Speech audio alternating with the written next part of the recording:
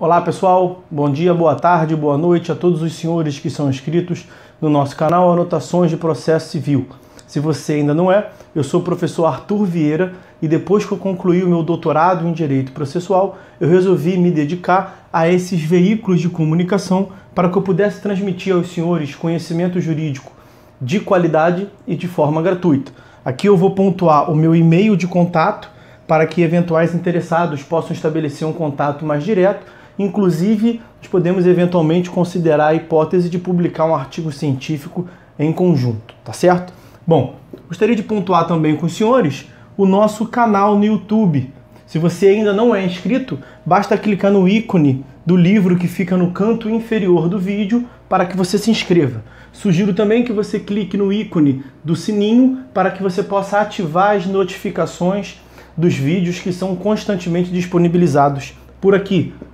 Gostaria de apresentar também aos senhores a nossa plataforma acadêmica, arturvieiracursos.com.br, arturvieiracursos.com.br, onde os senhores encontrarão cursos online de modo gratuito, inclusive com a emissão de certificado válido em todo o território nacional, tá certo? Então, após a pausa, nós vamos tratar do vídeo de hoje.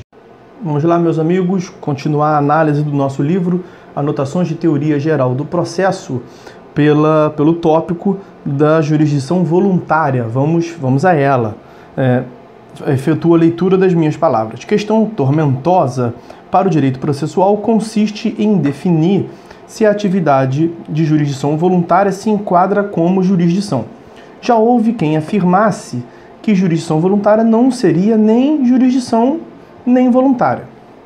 E aí, teoria de Hélio Fazzolari. A jurisdição voluntária seria uma quarta função, ao lado da legislativa, administrativa e jurisdicional, pois não se enquadraria perfeitamente em nenhuma das funções tradicionais. Próximo tópico, a teoria clássica ou administrativista.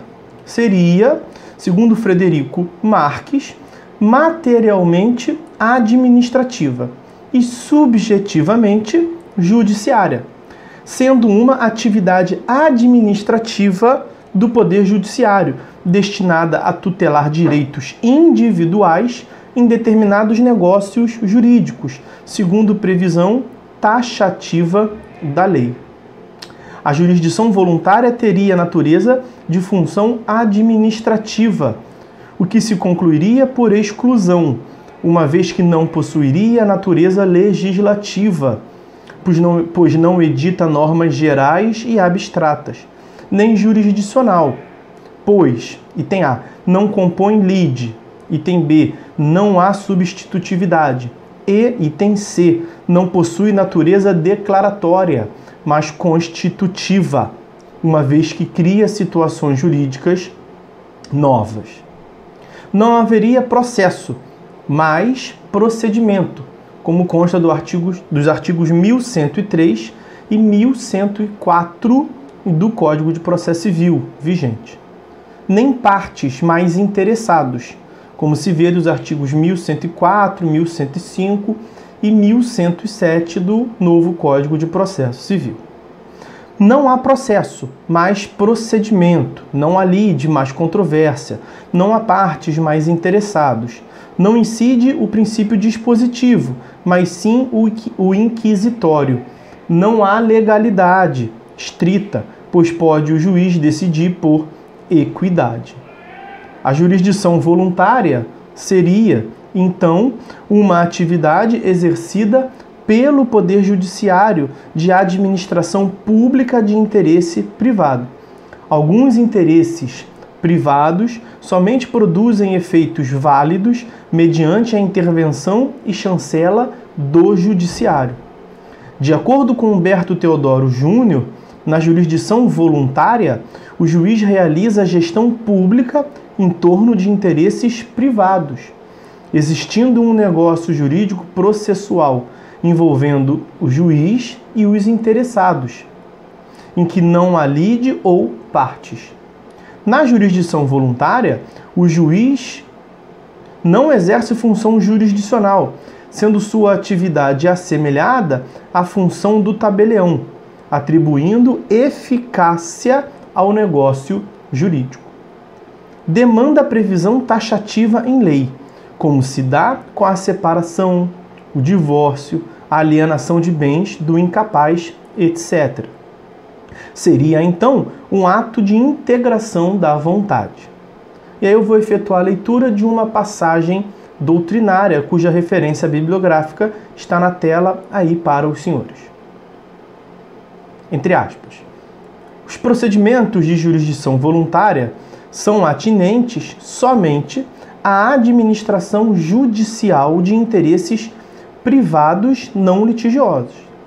Nesses últimos, assim, há apenas procedimentos e não processo propriamente dito, pois neles não há o exercício da função jurisdicional, mas apenas a administrativa, com vistas à formação de negócios jurídicos para os quais a lei exige, para o seu aperfeiçoamento e eficácia, a participação do Poder Judiciário.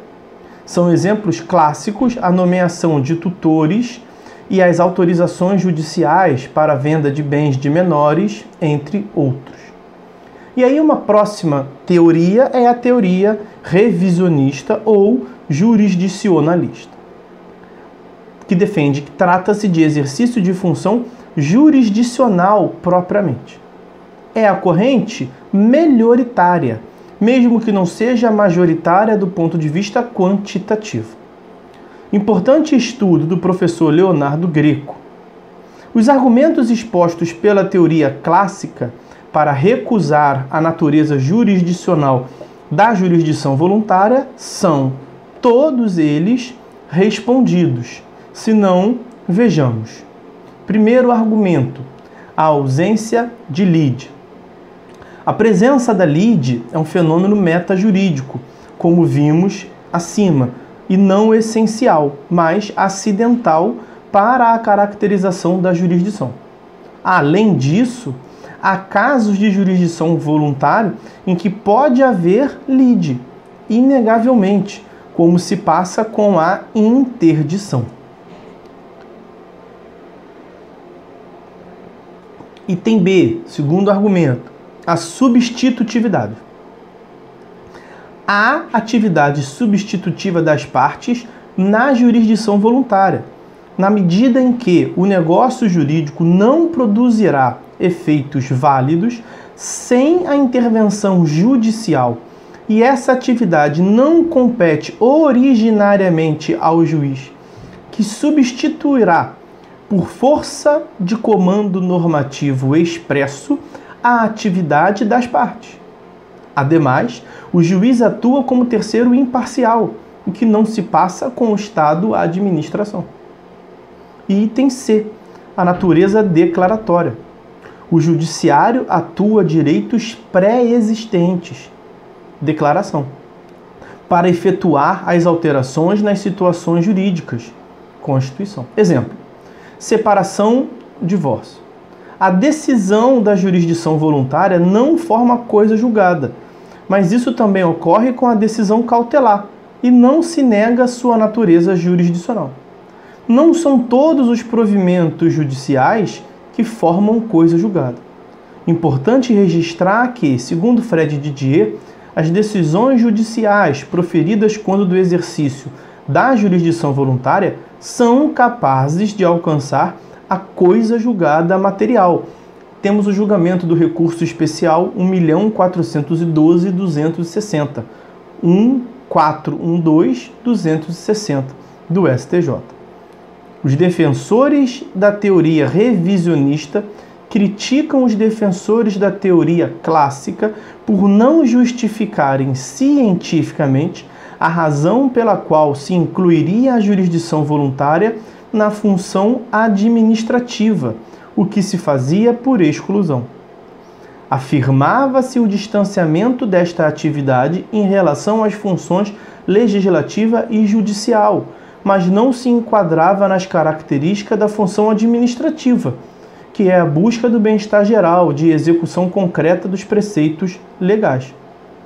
Diziam, então, que não haveria similitude entre as funções desempenhadas na jurisdição voluntária e na atividade de construção de uma escola ou de um hospital, inegavelmente de natureza administrativa. Sendo jurisdição, haveria processo e partes, e não meramente procedimento e interessados. O próprio CPC fala em sentença, artigo 724, inegavelmente um ato jurisdicional. Se a jurisdição voluntária é mesmo jurisdição, o que a diferencia, portanto, da jurisdição contenciosa? É a pretensão de integração de um negócio jurídico de direito privado, conferindo-lhe validade. É relevante destacar a moderna tendência de desjudicialização das causas de jurisdição voluntária, como se passou com o divórcio e o inventário, admitindo-se sua realização de modo extrajudicial por escritura pública perante cartório de notas.